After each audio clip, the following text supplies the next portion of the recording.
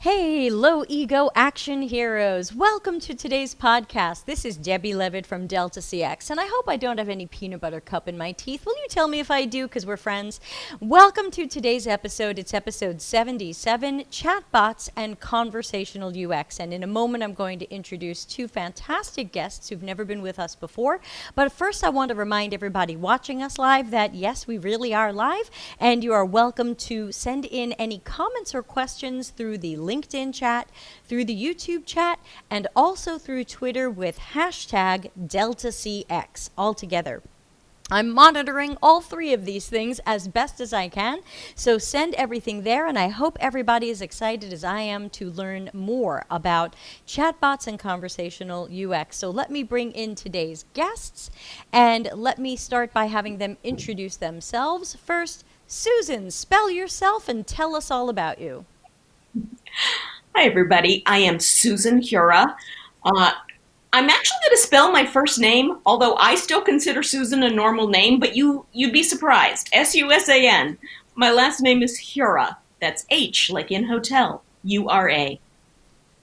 Excellent. And tell us your background and all about you so we know why you're here. Yeah. Why am I here? So I have been fascinated by voice and conversational technology literally since I was a teenager. My long and winding path led me to get my doctorate in linguistics because back in the dark ages when I was in college, you either had to decide were you going to write the algorithms or were you going to study how people did it. And that's what I've focused on. So I have got a huge background in speech acoustics and speech perception. How do people go about processing spoken language?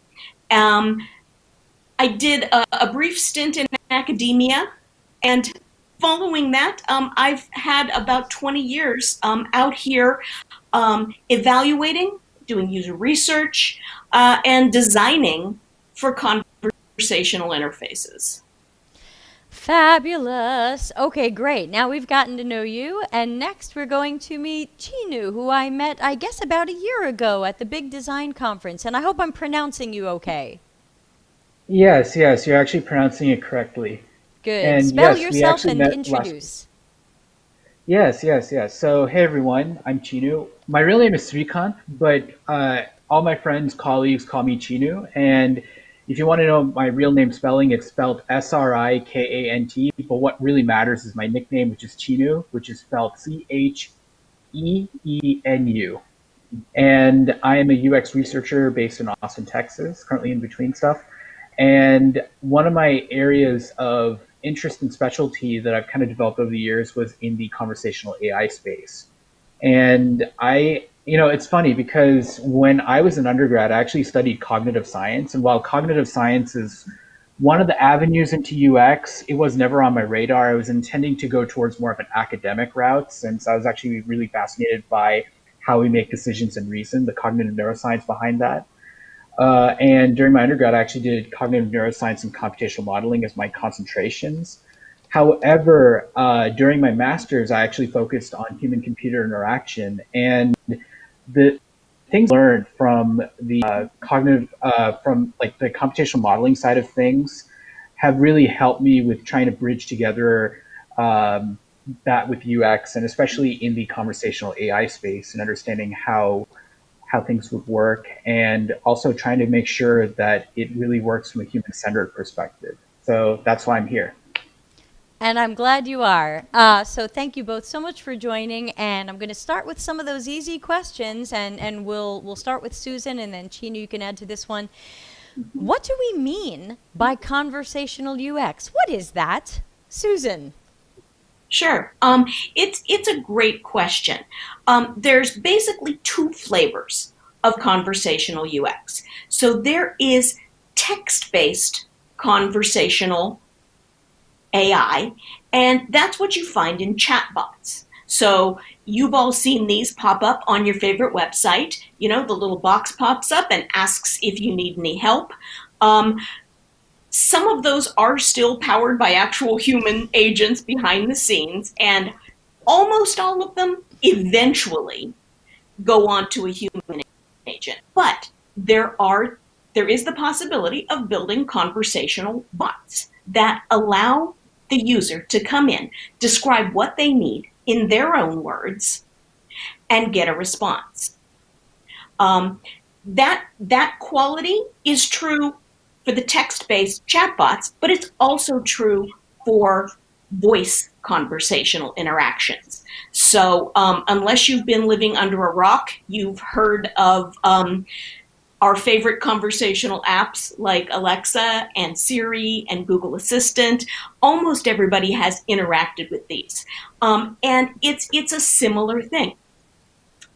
As a user, you can interact with these assistants, some of whom live on a device, but some of whom are embodied in multiple devices. And in the same way, users can simply ask for what they want, and these conversational bots, the promise of them is to give a relevant and timely response every time with minimal cognitive load for the user, because we all know how to do conversation as human beings. Let's jump over to Cheenu. Cheenu, what would you add to that, or anything you would say differently? Well, what Susan was saying is exactly spot on. It's essentially about using conversation as a vehicle to get to the user's end goals, whether it be things like booking tickets online, or getting information about when a package will be received, or even getting information on facts like, what is the capital of Greece or Italy, for that matter, and then also trying to get even to a more ambitious extent, trying to get advice as well too in a conversational manner. So there are a lot of various different applications and even implications when it comes to the potential and even the presence of current conversational UIs or UXs. So yes. So let me ask you a weird question, and I know I didn't warm you up for too many of these questions. It's how we do it here. We're fast and loose. I got bitched out a year or so ago on LinkedIn by just a couple of people. I had written a post, and I had said that that I've got a Google Home. I've got 2 Google Homes in my house, and that I had said something to Google Home, and after Google Home did it, just by nature, I had said, like, thank you. And Google Home had like this reaction that said like they'd said something like, "Oh, I'm very proud to help you," or they had something they were programmed to say when they were thanked. And when I wrote about this on LinkedIn and how I thought that was kind of cute and an interesting micro moment or whatever you want to call it, in micro interaction, or I had referred to Google Assistant as she, because I have it set to a female voice. Now, when we speak English to Google Assistant in our house, it answers us in a female voice. When we speak Italian to Google Assistant in our house, it answers us in a male voice. But because I'd spoken to the English one, I said she. Somebody showed up and bitched me out for like being in some Happy Valley universe and assigning a gender to what's essentially a bot. Let's start with Cheenu. Do you have any opinions on whether or not that is safe? They told me it was like unsafe, it was unhealthy to assign this thing a gender. Do you have an opinion there?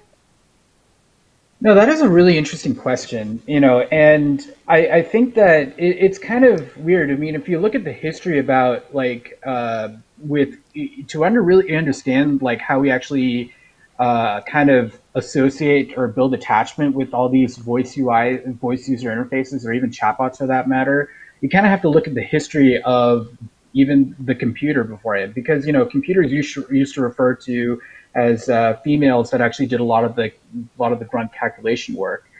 And I think that kind of actually carried over in like as part of when it comes to AI, especially, and in trying to design like the personalities, like, and especially the assistant type personalities.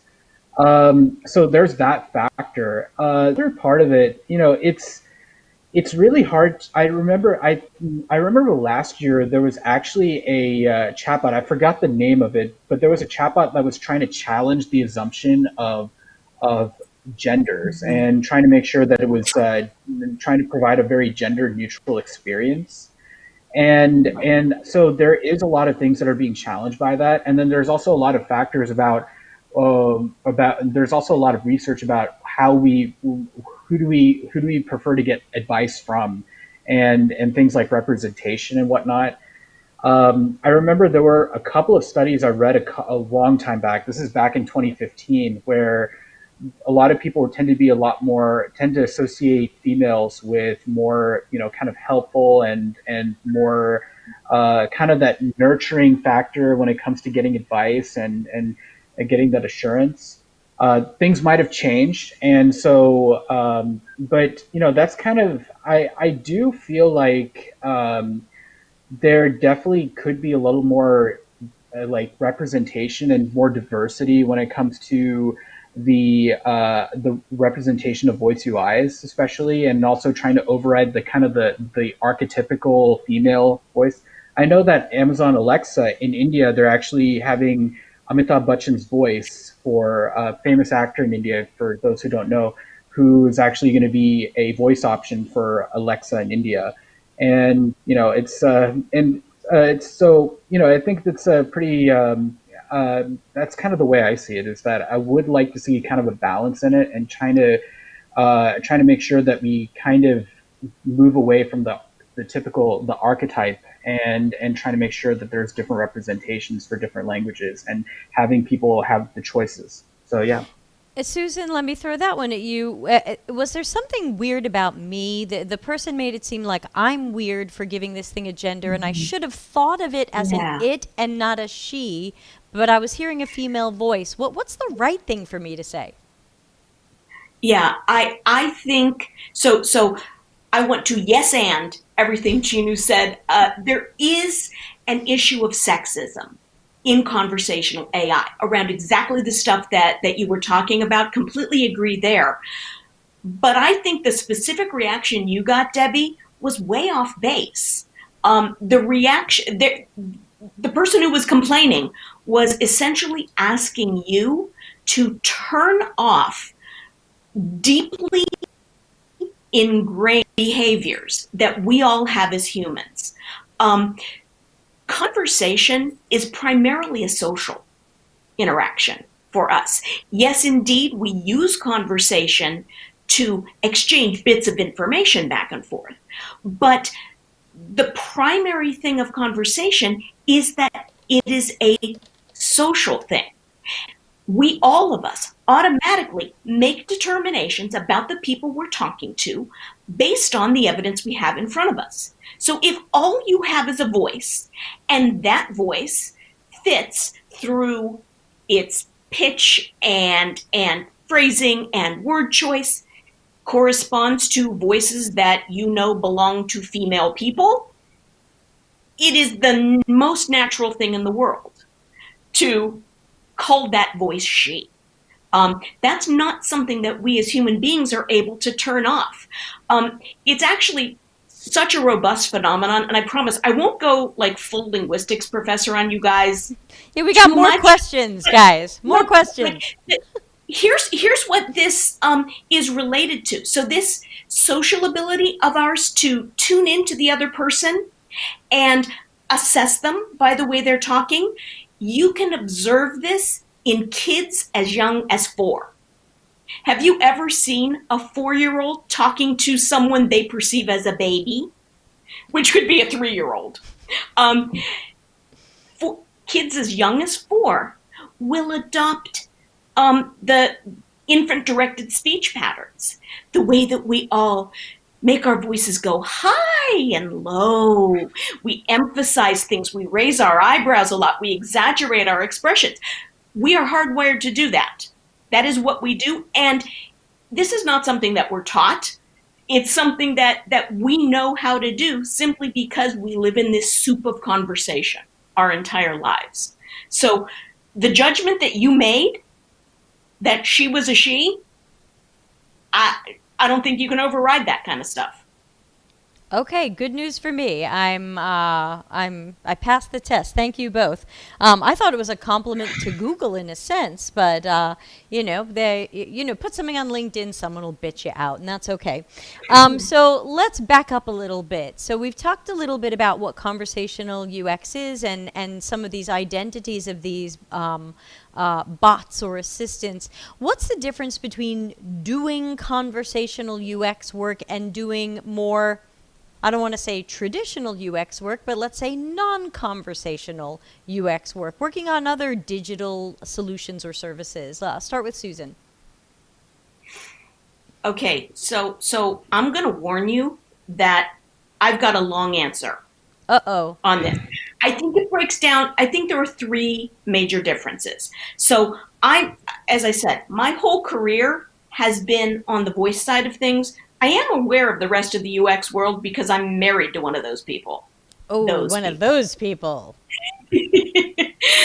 And here's what I've boiled it down to. And so there's modality differences. This is especially true for spoken conversations versus visual interactions, but it really is true also for text-based conversations.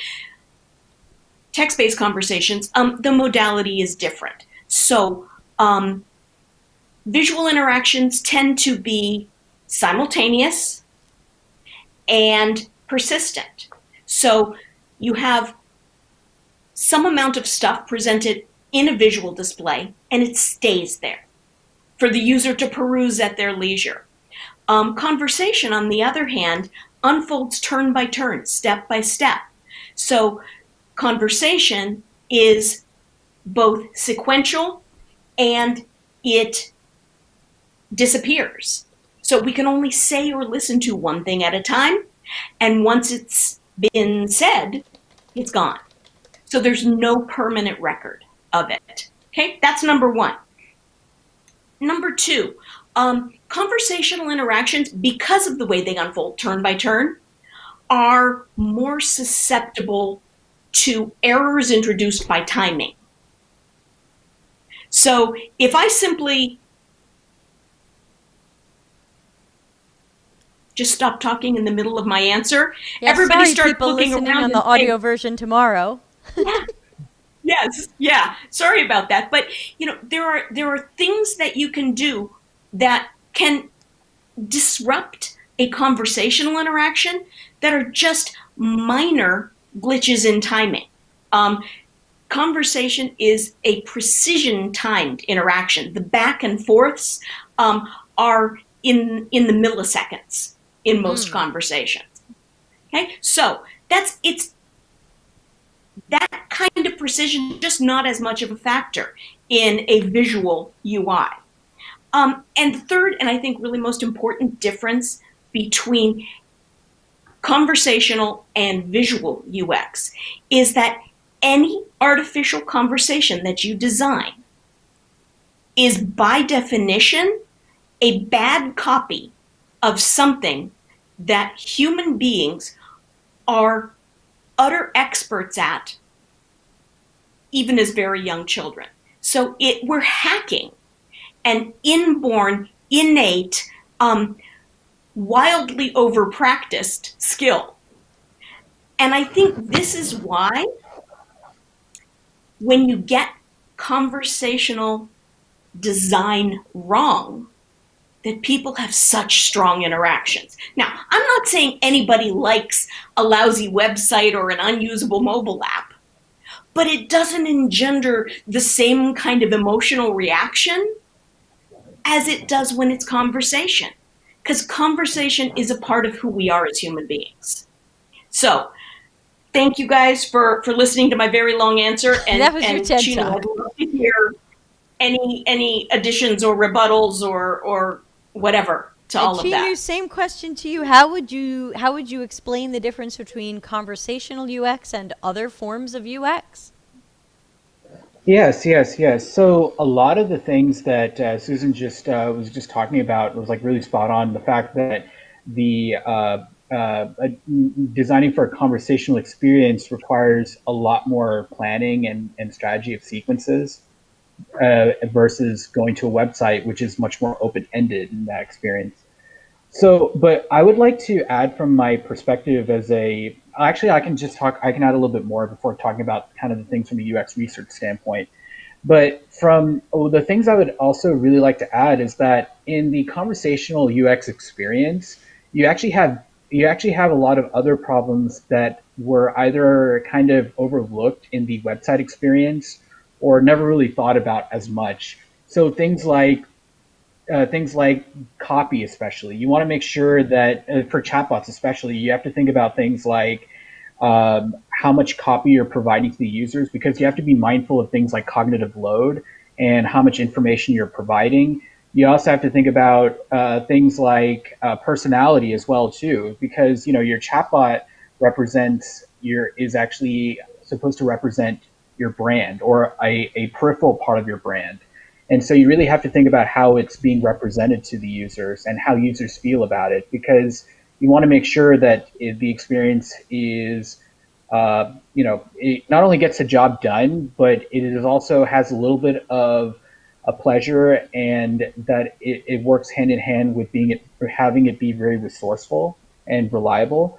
And then you also have to think about other things too, like how do people actually interact with it? Like, how do people progress through the conversations? Is it a good idea to be rule based, where you select options, or would it be better to have it be text based, where people are typing in their responses, or hybrid of both? And if so, like, how do we actually represent all of this information? You really have to be very conscious of the screen real estate space, especially when it's mobile, and even to a lesser extent, even when it's on the website. And then there's also the matter about how the onboarding process as well too. Like, how does the chatbot introduce itself, and how do we motivate people to actually use it? That's one part of it. When it comes to the voice UI part of it, even though I haven't worked on that, there are some other things to really take into consideration, especially with things like Amazon Echo and Google Home and Apple's HomePod being screenless for the most screenless, and thinking about things like how do we actually start the feedback loop of people interacting with the system without a screen? How do people actually get the because you have to keep in mind that they don't have any of those visible indicators like visibility of system status or even things like context, and then also thinking about how it responds to you. And then you also have to think about things like just overall interaction as well too, like because voice UIs, especially from what I've read like 2 years ago from Nielsen Norman's articles about how they tend to have they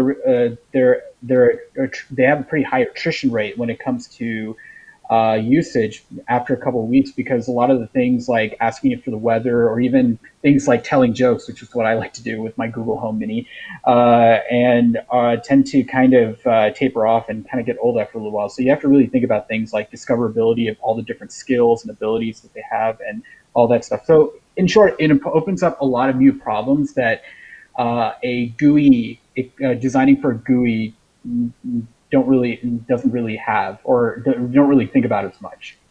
And I have a natural follow-up question there, but we're going to just take a quick moment because sometimes people wonder what I do when I'm not here. And so here is a quick 10-second video about my company.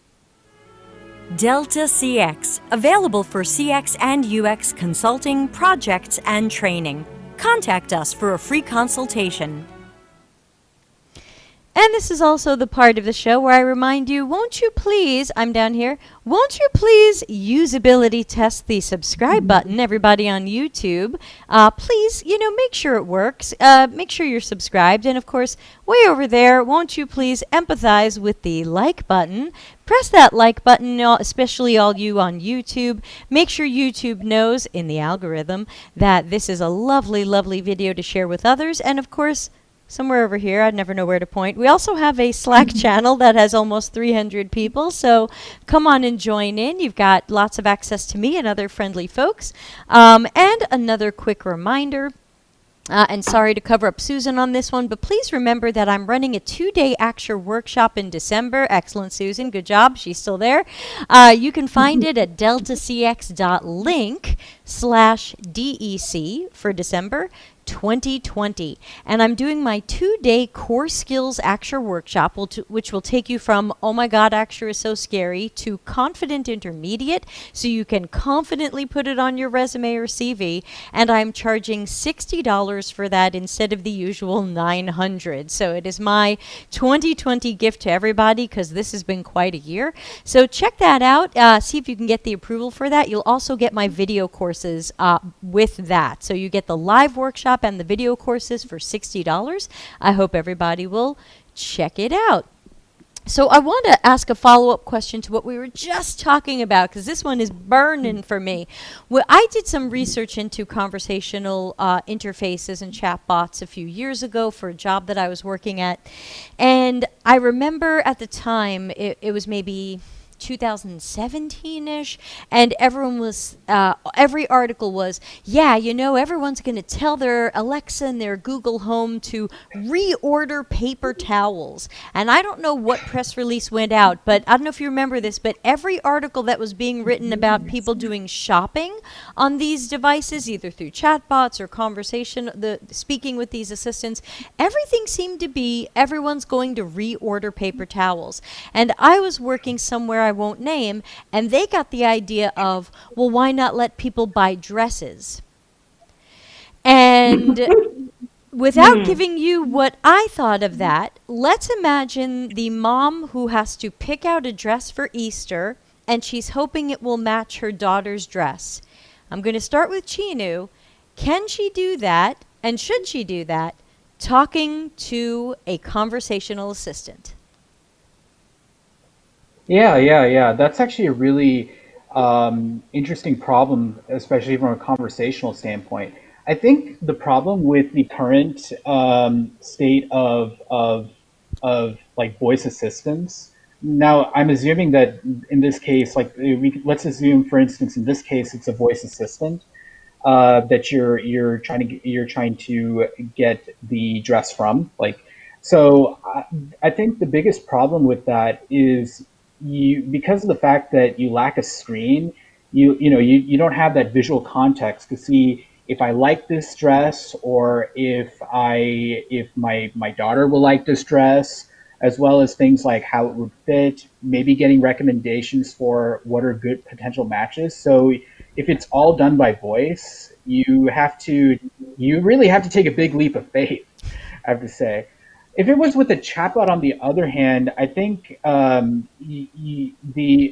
what would make this experience a little bit better is that with chatbots, because it's text-based, you actually have the affordance of actually having screens as well too. But it introduces another problem where you have to think about how do you lay out the choices, because you want to make sure you don't have too much choice paralysis, especially when it comes to the screen real estate space. You don't want to have it, because there are a lot of chatbots out there that have like the horizontal carousel where you're flipping through options, but you have to be mindful about that users don't get lost in the conversation or in the portion of the part of the screen where they're swiping endlessly and all that stuff. And then you also have to try to make sure that all the options are laid out in a way that it's a lot easier to compare options without the expense of change blindness when it comes to looking at all these options and going back and forth constantly. I've seen witnesses so many times during usability testing of how that's really important.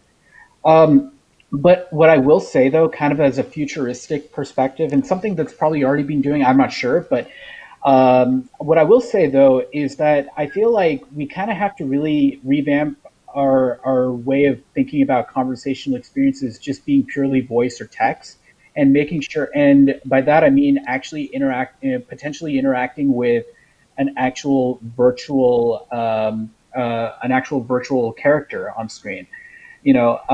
Where you're actually, it looks like you actually talk to a person, maybe not a person, but it could be a well animated person that doesn't have any of the uncanny valley effects. Maybe an anime character, inspired character.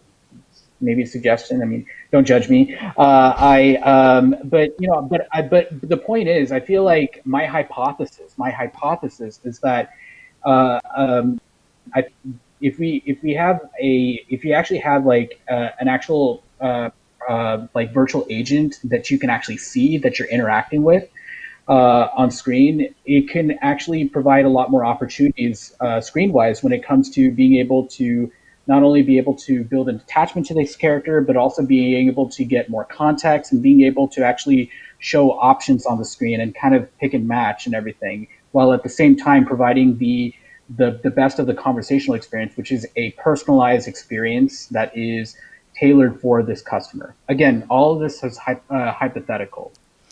Beautiful, and we're not judging you. Susan, should I be shopping for dresses with my Google Assistant? Oh, no. No. So and that's what I said to the company, by the way. So go ahead. Yeah. So Dan Miller and his company Opus Research have been running a conference for the past several years. It's not on for this year, like all of them, called the Conversational Commerce Conference. Yes. And I've been a number of times, and there was a marked lack of actual voice commerce being discussed at the conference, whose sole point was to talk about this. It's just not happening. All due respect to my friends and colleagues who are on the Amazon side, but even the reorder experience, right? So it's something that you bought before, it's in your, Amazon order history. More paper towels. It doesn't work. It's broken. A huge part of it, like you said, Chinu, is there's no screen. Things where I would be, if I had a screen in front of me and you were, for example, trying to describe to me the 2-pack of vitamins versus the single pack of vitamins, I'd be like, oh yeah, that one. But with voice, it is so amazingly painful to have it read out because, it's reading out this product description. Nobody has done anything to make it sound any better. And so you're reading out this garbage and it's impossible to even choose something that you've bought before. So honestly, I don't know of anybody who's really trying to do voice commerce for any like physical objects like that in the world. And if they are, no, don't do that. It's just not the right modality for it. Cheenu, something to add, or are you flagging a cab? Yeah, I have 1 second. Hold on, 1 second. Okay. He's needed by humans. While he's away, Susan, I was going to mention quickly, I live in a town that is 9 syllables long, and every time I ask my Google Home what the weather is, it says the weather in ba ba ba ba ba ba ba ba ba is. And so, Chinu, I was just saying, I live in a 9-syllable long town. It makes me think nobody tested this in my Google Assistant because when I ask the weather, I get the weather in ba ba ba ba ba ba ba ba ba is, and I go, oh my God, I know where I am. Just tell me the weather. Yeah. I think that's really annoying. Good. Everyone. Yeah. Yeah, I don't know if there's no question there. There's no question there. I'm just complaining. No, but I agree. Oh, yeah. We haven't even really been talking about the language generation side of things, right? So there's natural language understanding, which is how do we understand what the users are saying to the systems? But then there's the other side of it in terms of what do we say back? You already covered, I think, the super important thing for text-based conversations, which is if you really think you're going to take your marketing copy or your website copy and just dump it over and make it into a conversation, you are wrong. Or, I mean, you're right. You could do it. It would just suck. But, for voice, automated voices are wildly better than they were even 10 years ago. We have improved exponentially. It's fantastic. But there's still an awful lot of hand tuning that goes on. So, I've never, ever had an automated system ever pronounce my last name right. Yeah, Because you know, one who's gonna tune on my extremely uncommon last name, right? Sure. Chinu? right. One thing I will say, the one thing that I feel is really problematic, especially when it comes to natural language generation, especially, is that I remember when I've actually interacted with Google Assistant via Google Home, and even through my own even through my own Google search and Google Assistant, and or back when, and also Google Allo for that matter. I think the biggest problems I faced was that when I got recommendations, when I asked for like tips about where I should go, it just gave me all the results, but it never gave me anything specific about which would be the best choice possible. It's like, yeah, if I'm gonna get a series of results, search results, you're just better off with just searching it by Google search itself. And we have a question Yeah. about that, actually. This segues great into a question we have from the chat from Julia. Just a reminder to everybody, we're live, so if you're in the chat, please ask your questions and comments. Julia, friend of the show, says, kind of complicated question. So, anecdotally, it seems like bad experiences with VUIs have to do with bad programming. For example, I ask Siri what color the sky is, and instead of saying blue, she directs me to search results for what color is the sky. How much control do designers have over these kinds of problems? I assume you can't just tell the development team, hey, do better. Yeah. Cheenu, do you want to start this one this time? Oh, sure. So, what I really do think is that we really need to have better collaboration between designers, developers, and writers. And writers are very, very important for this as well too. Both for the chatbots, the text-based chatbots, as well as even for voice UIs as well too.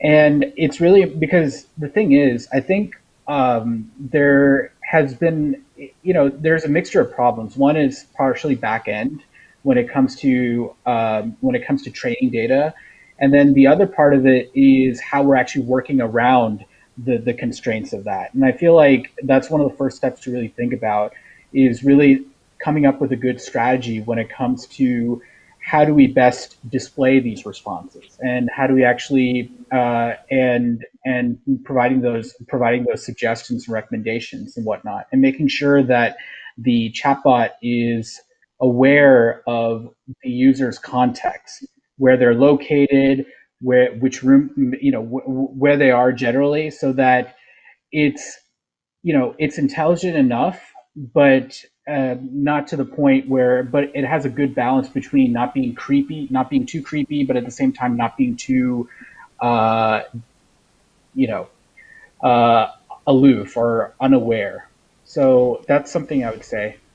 Yeah, I just tried it while you were talking on Google Assistant on my Android phone, as I'm an Android lover, and I said, what color is the sky?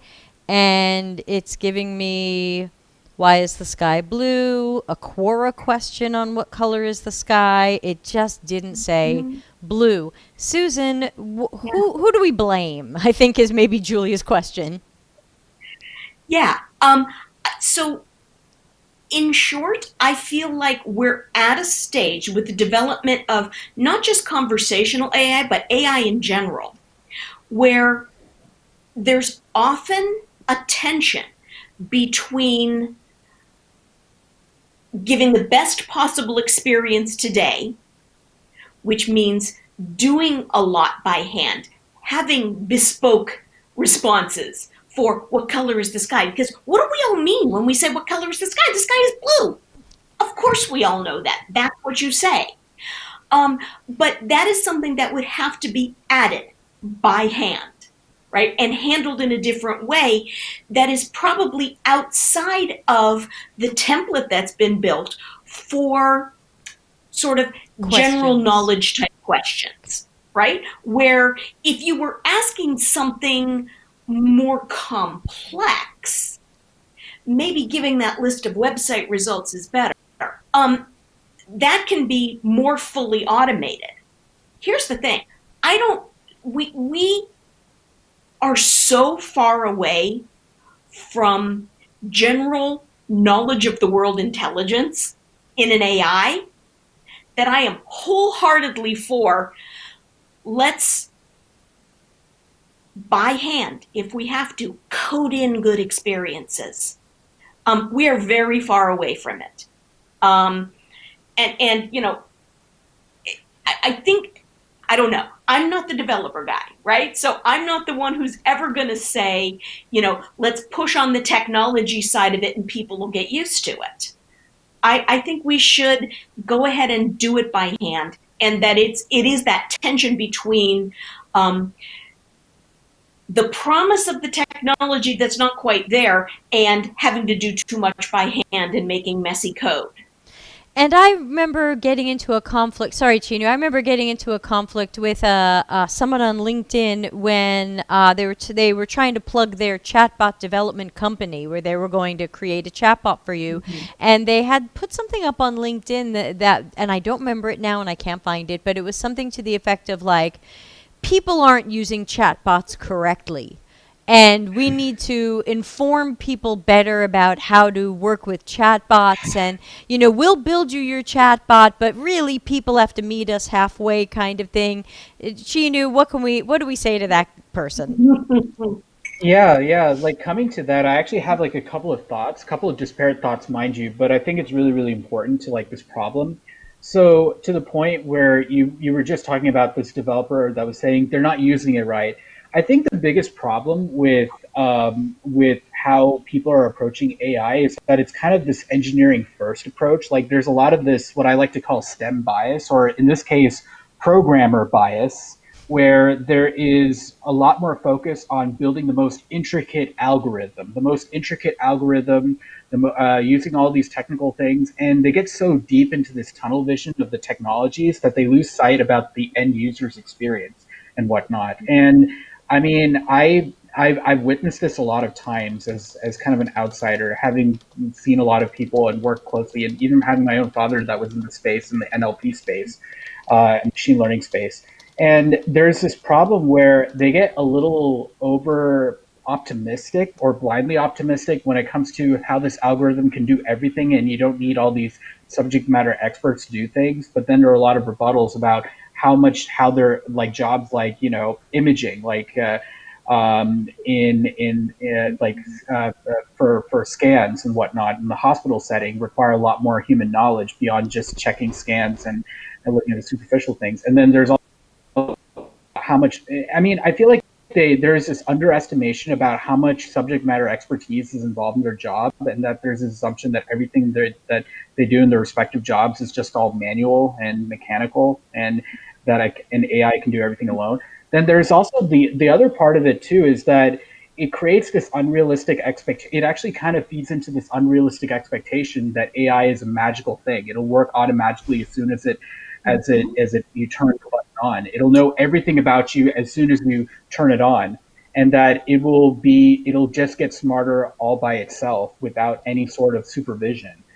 But that's not the case at all, which is why, as Susan mentioned earlier, it's really important to have this balanced approach of both human assistance, human intervention, along with training, so that, you know, over time it'll get better with time, but at the same time, the humans are involved in being able to train it properly about how to interact with humans, as well as trying to and also being observant about user behavior over time and making adjustments accordingly.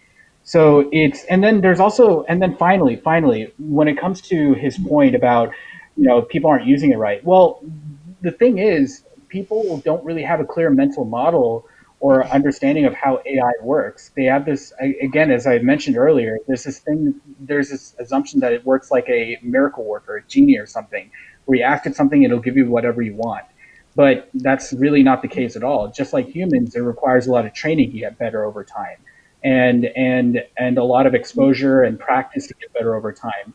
and you have to be really patient with it. And that's why it's really important to, from a user experience side of things, to be very, very transparent and actually have good dialogue and good UX writing, content strategy to really help with that experience and make users clear about what the chatbot can do and how it can help the users, especially when it comes to specialized things in the enterprise space. Susan, your response to chatbots are great, but people need to change the way they talk to them? So I would honestly turn that around and say, and tell me, Mr. Chatbot Designer, how much do you know about the form and structure and interaction modes of conversation? Because after all, remember, you're copying something that we all know how to do. We're not born knowing how to tap or click or type or even read, but we are born knowing how to do conversation. Now, we learn our native language. That's the bits and pieces that we use to actually trade information back and forth. But anybody who has been around a baby before they're verbal, or even a dog, knows that you don't need language to have conversation. So I don't think it's people doing things wrong. It's them not having any basis for understanding what conversations work and how they run. I want to pull on another thread, though, Cheenu, that you dropped into your response there, about people believing that conversational AI is going to work automatically. I see that all the time. And I think that in a lot of ways, we are victims of the name natural language understanding. What does it mean when you understand something?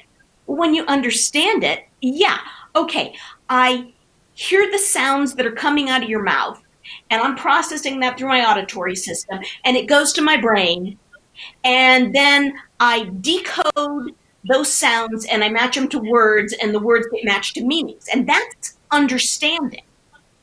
That's actually not what's happening right now in natural language understanding systems. They can take the speech input and they can decode it. They can transcribe it, basically, right? Here's the set of words you said, and they can parse those sentences. So there's a basic understanding that whether I say, hey, Google, what's it going to be like today? Or if I say, hey, Google, what's the weather today? That those mean the same thing. I'm asking for the same information. However, there's no understanding there. Any conversational AI system stops short of actually having that semantic knowledge of what it is that the user's asking for. So that last little step there is a huge one. And it's basically the best way that you can fool even really good conversational interactions is by stepping that half step outside of what it was expecting. And it all has to do with the fact that there is no understanding in natural language understanding. It is all still, every response that you get, somebody has had to thoughtfully design. All right. Can you believe we've only got about 10 minutes left? So I know Cheenu had a question for Susan, but before I get into that, let's not forget to ask you, both of you, and I'll start with Susan, how does one get into conversational UX? And are there any books or courses that you are comfortable recommending to the listeners, the watchers? Yeah. So I'm a big believer in coming to conversational UX with some UX background. It's hugely important.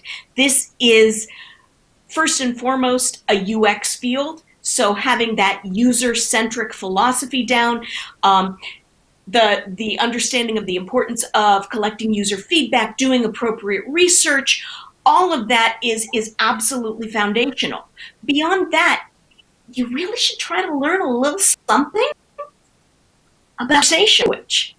And so now I am going to be full linguistics professor on you. We support and recommend that. Here's my two favorite books. Okay, this is called The Speech Chain. This is not a new book. It's been around for quite some time, but you can see it's a little thin volume. This will be your guide to how do human beings do it? How do we go from thoughts that are in Chinu's brain becoming thoughts in my brain?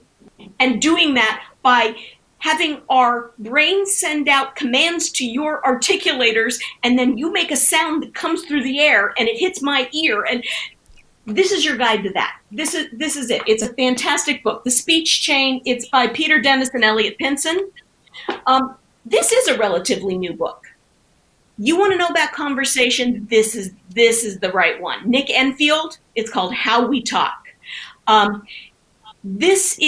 learned so much from this book that only came out a couple of years ago. But Nick talks so much about the timing of language and how there is meaning beyond the meaning of words. So, and it's extremely well written, really easy. So these are my two favorite books on the linguistic side of things. And I found them both on Kindle. So if people are Kindle readers, they are there. Yes, fantastic. Chinu, books and any course recommendations, books? Yes. So I am a big believer in the books as being one of the better ways of trying to transition into conversational UX, especially if you're already in the UX field.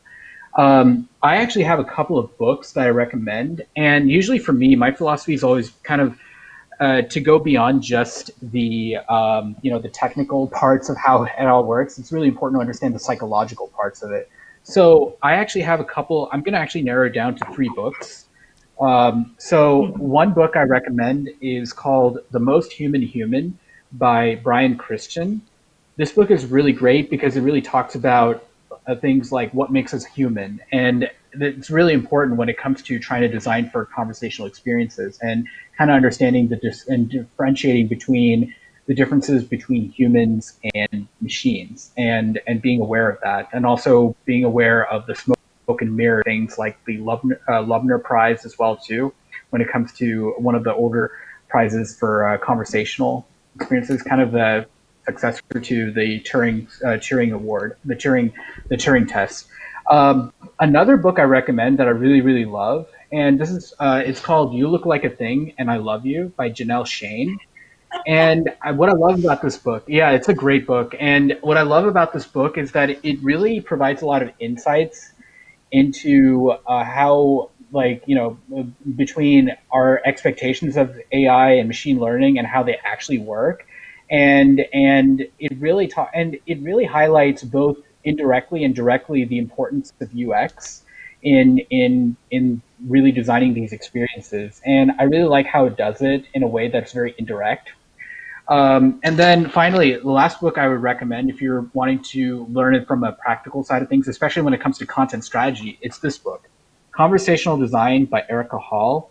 It is a really good book. It's a really good starting book when it comes to really understanding what is involved in designing conversational experience, especially from a content strategy perspective. If you really want something that is like a good starting point when it comes to being things like action items for what to do and whatnot when it comes to planning conversations. So those are my top three conversation books recommendations. Great. And I feel like we're going to run out of time with 6 minutes left, but I think you had a question for Susan? I didn't have a question, but I just wanted to add another point. And I think the thing that it kind of goes along with when it comes to things about how to get into this field. The thing I feel with this field is that a lot of it is very interdisciplinary in nature. You have people coming from the computer science background. You have people from the psychology background. You have linguistics like Susan, as well as even things like literature and stuff like that. And I feel like it's really important to really sure to kind of take an interdisciplinary perspective, not being a unicorn by any means whatsoever, but rather being aware of the psychology behind how we communicate, the social cognition behind that, as well as understanding how language is formed as well, especially when you're trying to design inclusive experiences. And then also thinking about things like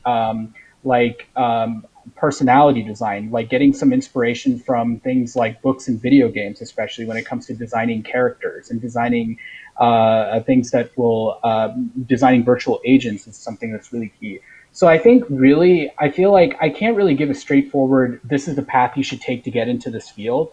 But I will say it's really important to really figure out your vertical side of your T in this field, and making sure that you're also educated enough about the other sides of it such that you can have intelligent conversations with other people with their own respective strengths, just like with UX in general. But yeah.